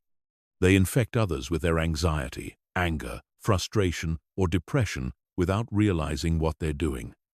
Emotional leaders spread emotions consciously and strategically. They deliberately cultivate positive emotional states and share them with everyone they encounter. Emotional contagion mastery requires developing the ability to generate specific emotional states on demand and maintain them regardless of what's happening around you. If you need to inspire confidence in your team, you learn to access and maintain genuine confidence even if you're privately feeling uncertain.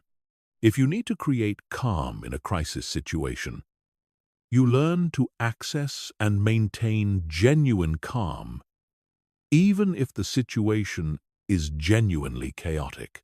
This is not about being fake or suppressing your authentic emotions. It is about having such mastery over your emotional range that you can consciously choose which emotions to emphasize based on what will serve the situation best. Just like a skilled musician can play any note they choose, an emotional leader can access any emotional state they need. The second principle is emotional environment design. Your presence creates an emotional environment wherever you go. Most people create chaotic, stressful, or negative emotional environments because they have not learned to manage their own emotional output. Emotional leaders consciously design positive emotional environments that bring out the best in everyone they encounter.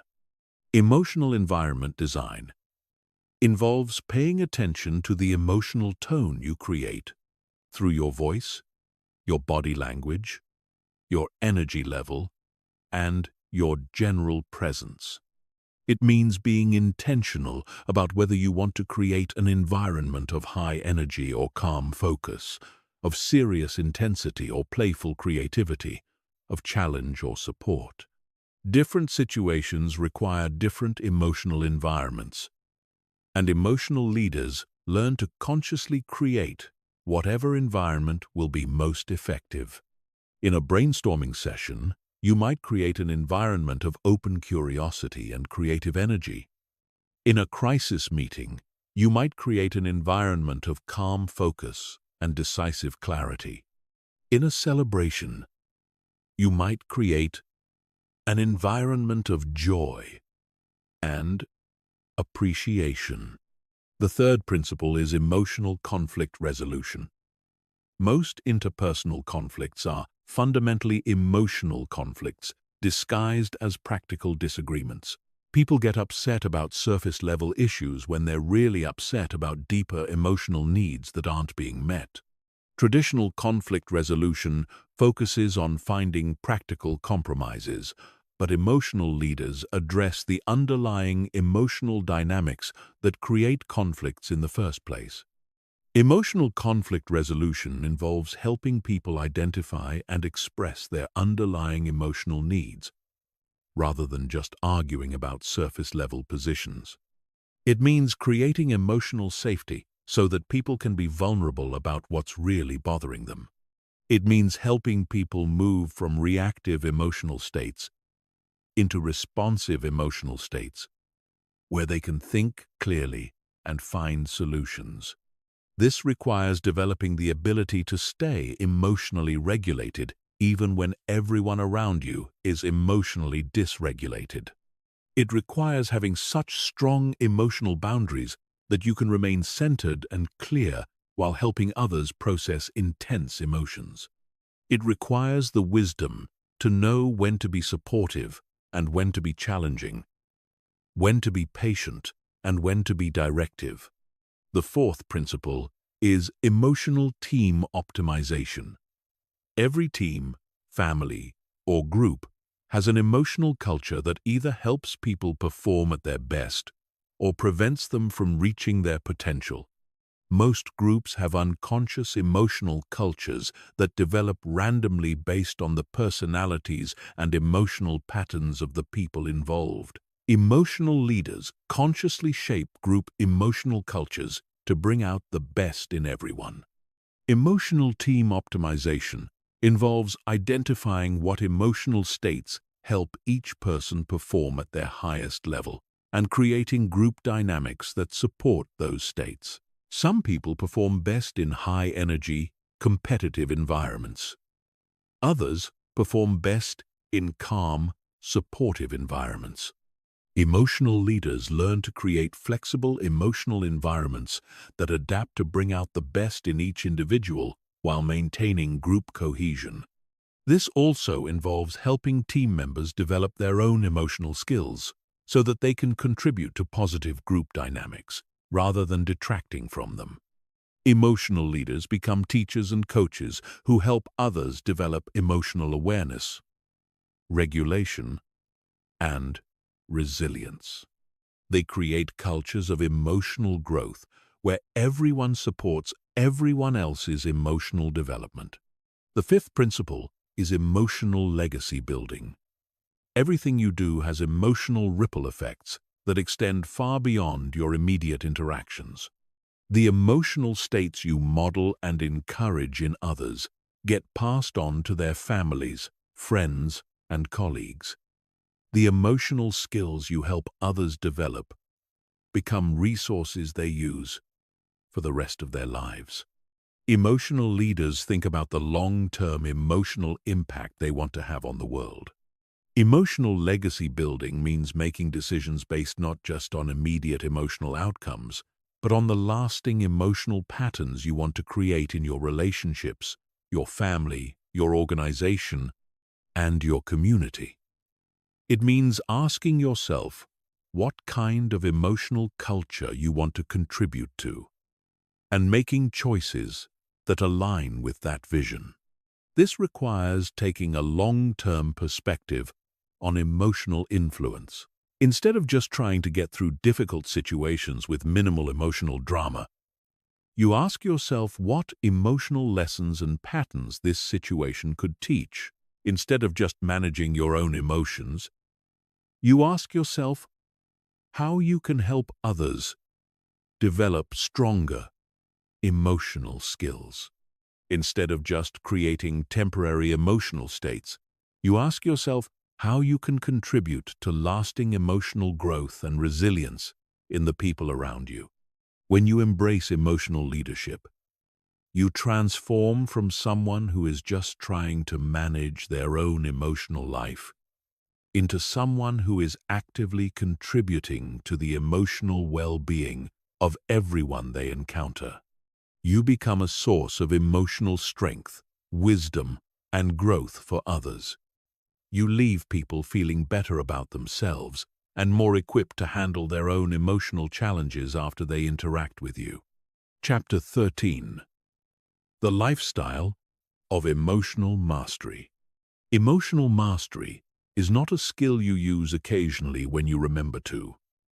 It is a way of life that permeates every aspect of your existence.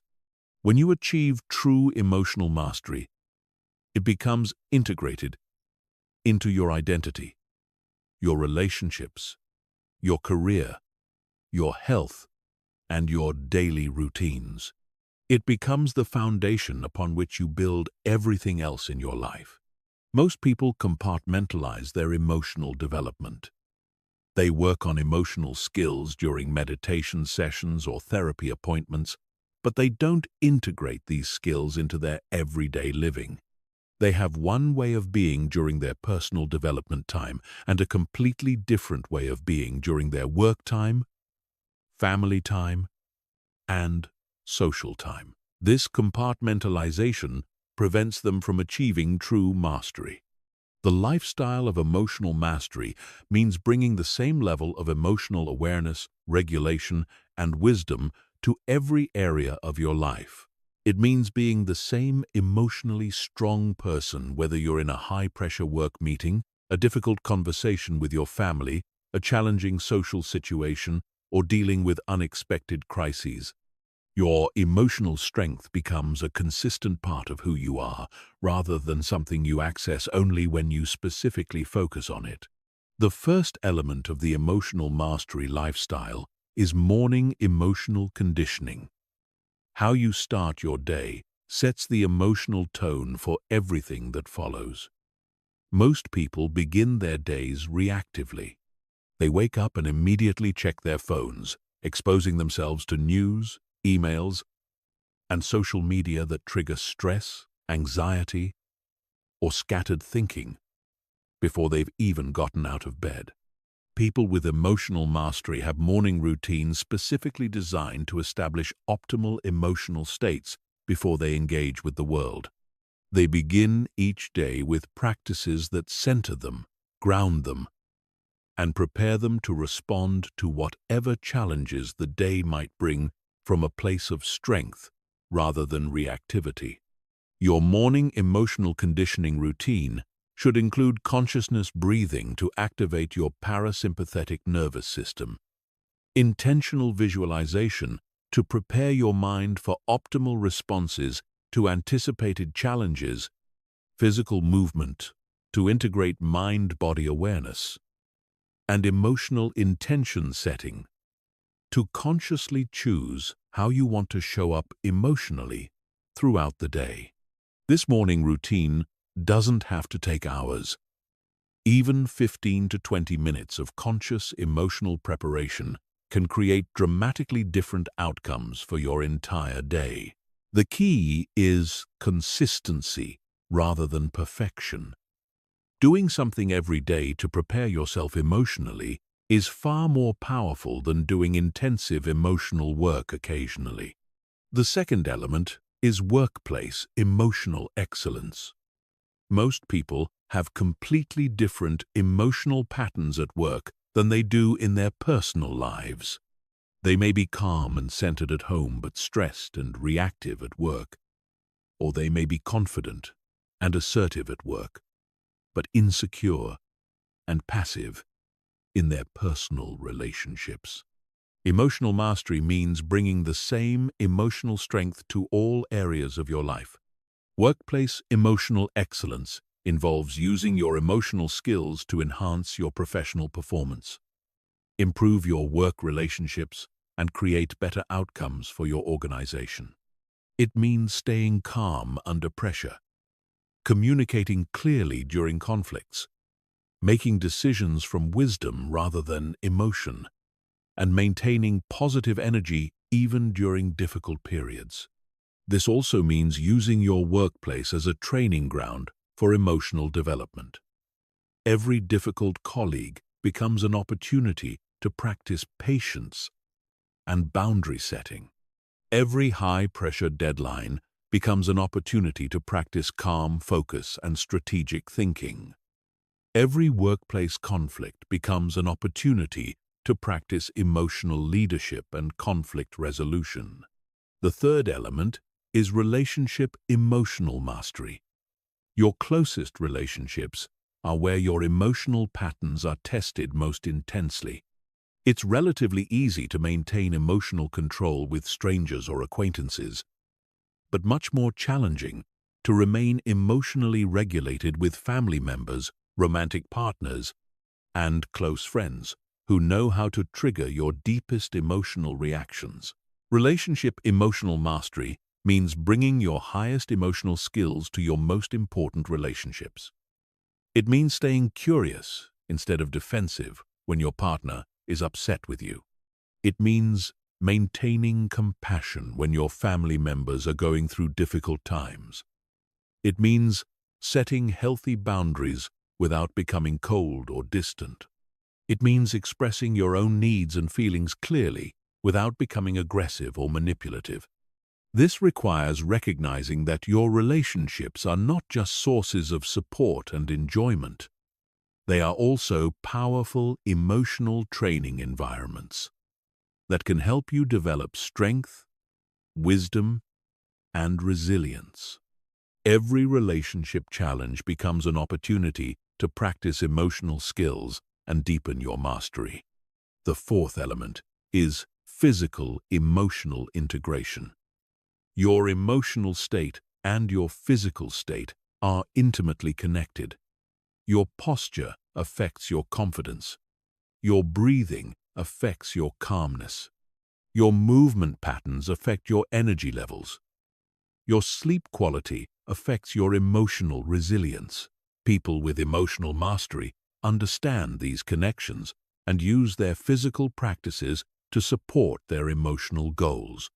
Physical emotional integration means choosing exercise routines that enhance your emotional well-being rather than just your physical fitness. It means eating foods that support stable mood and clear thinking rather than just following the latest diet trends. It means creating sleep routines that restore your nervous system rather than just fitting sleep around your schedule. This also means using your body as an emotional regulation tool throughout the day. When you notice tension building, you consciously release it through breathing or movement. When you feel energy dropping, you consciously restore it through posture or breathing techniques. When you feel scattered, you consciously center yourself through grounding practices. The fifth element is continuous emotional growth. Emotional mastery is not a destination you reach and then stop developing. It is an ongoing journey of continuous refinement, deepening, and expansion. There are always new emotional challenges to master, new relationships to navigate, new levels of emotional intelligence to develop. Continuous emotional growth means actively seeking out experiences that challenge your emotional skills and help you develop new capacities. It means reading books, taking courses, working with teachers, and engaging in practices that expand your emotional awareness and abilities. It means viewing every difficult emotional experience as an opportunity to become stronger and wiser. This requires maintaining a growth mindset about emotions throughout your life. Instead of thinking, "I've learned enough about emotions," you think, "What new emotional skills could I develop?" Instead of avoiding emotional challenges, you seek them out as opportunities for growth. Instead of getting comfortable with your current level of emotional ability, you continuously push yourself to develop even greater emotional mastery. The lifestyle of emotional mastery transforms every aspect of your existence. Your relationships become deeper and more satisfying because you can navigate emotional challenges with wisdom and grace. Your career becomes more successful because you can perform at your best under pressure and work effectively with all types of people. Your health improves because you're not constantly flooding your system with stress hormones. Your overall life satisfaction increases because you're not being jerked around by uncontrolled emotions. But most importantly, you become someone who contributes to the emotional well-being of everyone around you. You become a source of calm in chaotic situations, wisdom in confusing situations, and strength in difficult situations. You become the kind of person others seek out when they need emotional support or guidance. You become a living example of what's possible when someone commits to emotional mastery. Chapter 14.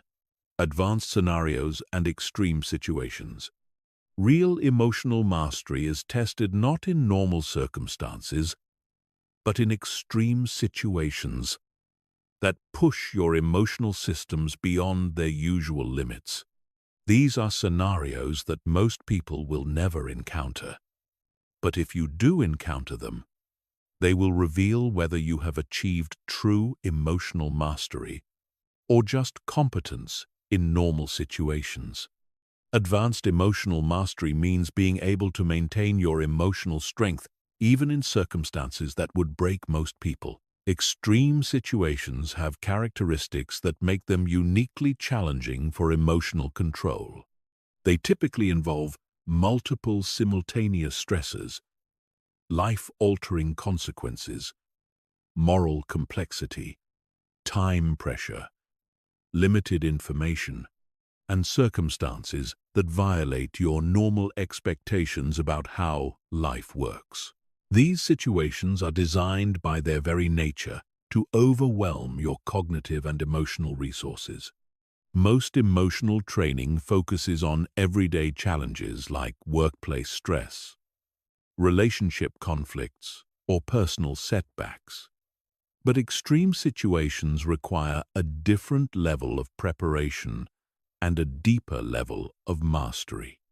They require emotional skills that have been tested and refined under the most demanding circumstances possible. The first category of extreme situations is acute crisis management. These are situations where something terrible happens suddenly, and you need to maintain emotional control while dealing with immediate threats to yourself or others. Natural disasters, medical emergencies, accidents, violence, or sudden loss all fall into this category. Acute crisis emotional management requires the ability to instantly access calm, clear thinking and decisive action, even when your nervous system is flooded with stress hormones. It requires suppressing your natural emotional reactions temporarily in order to handle immediate practical necessities, while also maintaining enough emotional awareness to process the experience appropriately later. This level of emotional control is developed through exposure training that gradually builds your tolerance for acute stress. Emergency responders, military personnel, and medical professionals develop this capacity through extensive training that simulates crisis conditions. You can develop similar capacities by deliberately exposing yourself to manageable stress situations and practicing emotional regulation under pressure. The key is learning to compartmentalize emotions when immediate action is required, while maintaining the ability to process those emotions fully once the crisis has passed. This is not emotional suppression, which would be unhealthy. It is conscious emotional regulation that prioritizes immediate survival needs while ensuring that emotional processing happens at the appropriate time. The second category is prolonged adversity management. These are situations where you face ongoing challenges that last for months or years without clear resolution. Chronic illness, financial devastation, legal battles, caregiving for disabled family members, or living in dangerous environments all require sustained emotional strength over extended periods. Prolonged adversity is more challenging than acute crisis because it requires maintaining emotional resilience when there is no clear end in sight. It requires finding ways to experience hope, meaning, and joy, even while dealing with ongoing suffering. It requires managing the constant stress of uncertainty without burning out or becoming chronically depressed. This type of emotional mastery is developed through practices that build long-term resilience rather than just acute stress tolerance. Meditation, philosophical study, spiritual practices, and community support become essential resources for maintaining emotional strength during prolonged difficulties. The key is learning to find stability and meaning that are independent of external circumstances. The third category is moral complexity navigation. These are situations where you must make decisions or take actions that involve significant moral ambiguity, competing values, or potential harm to yourself or others. Whistleblowing situations, end-of-life decisions, custody battles, or situations where helping one person means hurting another all fall into this category. Moral complexity creates unique emotional challenges because it involves potential guilt, shame, regret, and responsibility regardless of what decision you make. These situations require maintaining emotional clarity while dealing with uncertainty about what is right, pressure from others who disagree with your choices, and the weight of knowing that your decisions will have serious consequences. This type of emotional mastery is developed through ethical reasoning practice, values, clarification work, and experience making difficult decisions in lower-stakes situations. The key is learning to access your deepest values and wisdom even when you're feeling intense emotional pressure from multiple directions. The fourth category is public scrutiny and attack management. These are situations where you become the target of public criticism, social media attacks, legal accusations, or media scrutiny. Political figures, public intellectuals, Business leaders and activists all face these challenges, but they can happen to anyone in our hyper-connected world. Public scrutiny creates emotional challenges that are different from private difficulties because they involve attacks on your reputation, character, and public identity. They often involve dealing with misrepresentation, false accusations, and hostility from people who don't know you personally, but have strong opinions about you based on limited information. This type of emotional mastery requires developing immunity to the opinions of people who don't matter, while remaining open to legitimate feedback from people who do matter.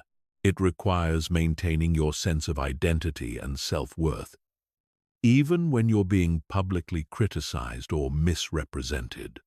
It requires staying focused on your mission and values, even when you're facing intense social pressure to change course. The fifth category is ultimate loss management. These are situations involving the death of loved ones, the end of lifelong dreams, the loss of physical or mental capabilities, or other experiences that fundamentally alter your understanding of yourself and your life. These losses cannot be fixed, overcome, or avoided through any amount of effort or skill.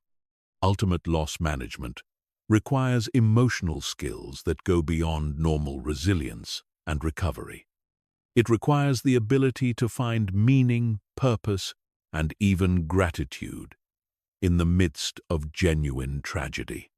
It requires rebuilding your identity and your understanding of life after experiences that have shattered your previous assumptions about how things are supposed to work.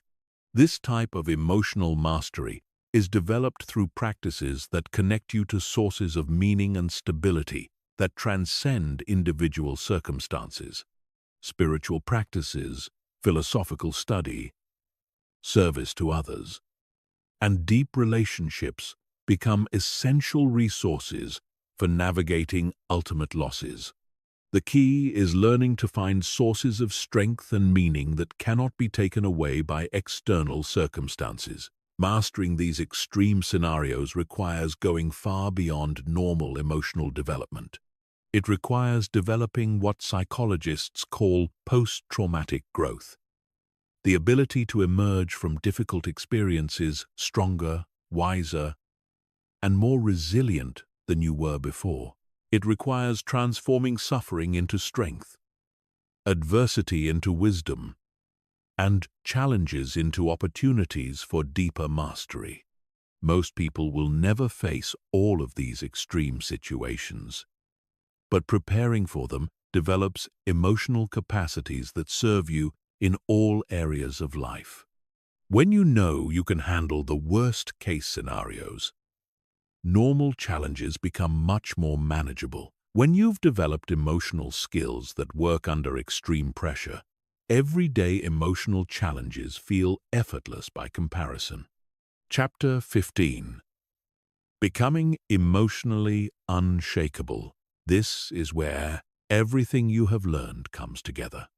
This is where you transform from someone who practices emotional control into someone who embodies emotional mastery so completely that nothing can shake your inner equilibrium. This is where you become truly unshakable. Emotional unshakability is not about being emotionless or disconnected. It is about having such deep emotional stability and such refined emotional skills that you can experience the full range of human emotions without being controlled or destabilized by them. It is about being so rooted in your authentic self that external circumstances cannot push you off center. It is about having such confidence in your emotional abilities that you welcome challenges as opportunities to demonstrate your strength. Most people spend their entire lives being shaken by their emotions and circumstances. They feel confident when things are going well, and insecure when things are difficult. They feel peaceful when their environment is calm and stressed, when their environment is chaotic. They feel positive when people treat them well, and negative when people treat them poorly. Their emotional state is completely dependent on external factors they cannot control. Unshakable people have transcended this dependency. They have developed inner sources of strength, peace, and confidence that remain stable regardless of what is happening around them. They experience difficult emotions when appropriate, but they are not controlled by those emotions. They care about external outcomes, but their sense of self-worth and inner peace are not dependent on those outcomes. This level of emotional mastery requires integrating everything you have learned into a coherent philosophy and way of being that guides every aspect of your life.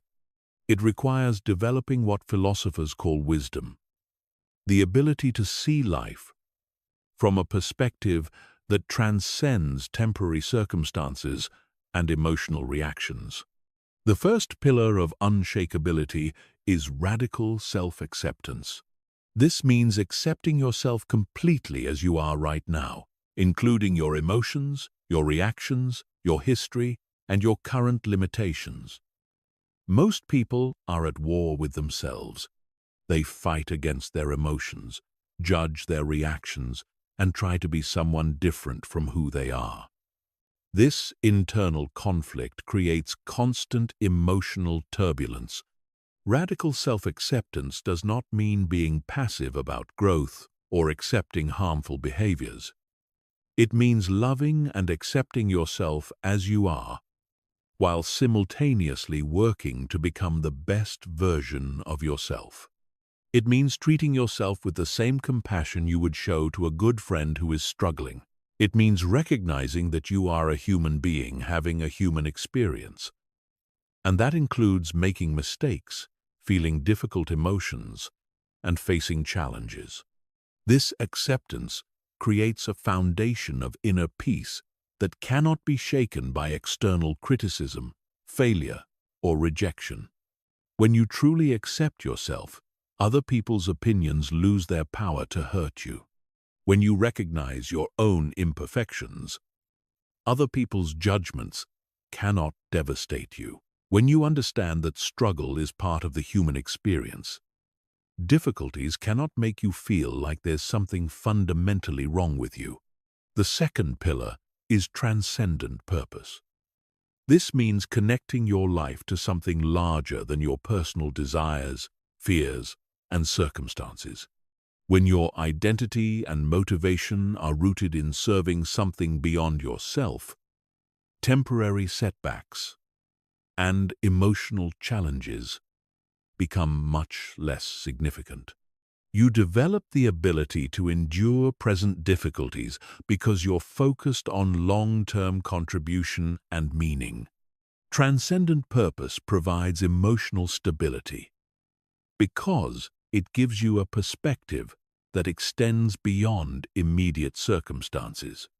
When you're focused on contributing to your family's well-being, your community's growth, or humanity's progress, personal, emotional challenges become manageable obstacles rather than overwhelming crises. You develop resilience because your mission is more important than your comfort.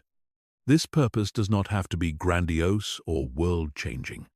It can be as simple as being the best parent you can be, creating beautiful art, helping people in your community, or contributing to work that makes the world slightly better. The key is connecting to something that gives your life meaning beyond your personal emotional state and immediate circumstances. The third pillar is present moment mastery. This means developing the ability to be fully present with whatever is happening right now, including difficult emotions and challenging circumstances, without being overwhelmed by them. Most people live in the past or the future. They replay old hurts and failures, or they worry about potential problems and disasters. This mental time travel creates most of their emotional suffering. Present moment mastery allows you to experience life directly rather than through the filter of past conditioning or future anxiety. When you are truly present, you can respond to what is actually happening, rather than reacting to your fears about what might happen or your pain about what has already happened. This presence creates natural, emotional stability because you're dealing with reality rather than with mental stories about reality. This presence is developed through meditation, mindfulness practices, and conscious attention training. But it ultimately becomes a way of living where you bring full awareness and acceptance to each moment as it unfolds. You learn to find peace and stability in the present moment, regardless of what that moment contains. The fourth pillar is emotional alchemy. This means developing the ability to transform any emotional experience into wisdom, strength, or compassion. Instead of seeing difficult emotions as problems to be avoided, you see them as raw materials for growth. Instead of being victimized by your emotions, you learn to use every emotional experience as an opportunity to develop greater mastery. Emotional alchemy means finding the gift in every emotional challenge. Anger teaches you about your boundaries and values. Fear teaches you about what matters to you and helps you prepare for challenges. Sadness teaches you about love and loss and connects you to the universal human experience. Anxiety teaches you about uncertainty and helps you develop faith and resilience. This alchemical perspective transforms your relationship to difficult emotions completely. Instead of trying to avoid emotional pain, you learn to extract wisdom from it. Instead of being weakened by emotional challenges, you become stronger through them. Instead of seeing emotions as obstacles to your peace, you see them as opportunities to deepen your understanding and expand your compassion. The fifth pillar is unconditional love. This means developing the capacity to love yourself and others regardless of circumstances, behaviors, or outcomes. Most people's love is conditional. They love themselves when they're successful and judge themselves when they fail. They love others when those people treat them well and withdraw their love when they're disappointed. This conditional love creates constant emotional instability. Unconditional love provides unshakable emotional stability because it is not dependent on anything that can be lost or taken away. When you love yourself unconditionally, your self-worth cannot be destroyed by failure, rejection, or criticism. When you love others unconditionally, your relationships cannot be destroyed by disappointment, conflict, or change. This does not mean accepting harmful behavior or staying in destructive relationships. It means maintaining compassion and goodwill, even while setting boundaries and making difficult decisions. It means recognizing the essential worth and dignity of every person, including yourself, regardless of temporary behaviors or circumstances. When you integrate these 5 pillars completely, you become truly unshakable. You develop what ancient philosophers called equanimity, the ability to remain balanced and peaceful regardless of what life brings you. You experience the full range of human emotions without being controlled by them. You care deeply about life and people without being attached to outcomes you cannot control. This unshakability is not something you achieve and then maintain effortlessly. It is something you practice and deepen throughout your entire life. There will always be new challenges that test your emotional mastery and opportunities to develop even greater stability and wisdom. But once you taste true emotional unshakability, you will never again be willing to live at the mercy of uncontrolled emotions and external circumstances. You have now been given everything you need to achieve complete emotional mastery. You have the knowledge, the techniques, the systems, and the roadmap. The only question remaining is whether you will commit to the practice required to make this transformation real in your life. Most people will read this information and do nothing with it. They will remain emotional slaves for the rest of their lives. But you are not most people. You are someone who has the courage to do the work that creates real transformation. You are someone who refuses to accept emotional weakness as inevitable. You are someone who is committed to becoming the strongest, wisest, most emotionally masterful version of yourself. The journey begins now. Everything you need is within your reach. The only question is whether you will reach for it.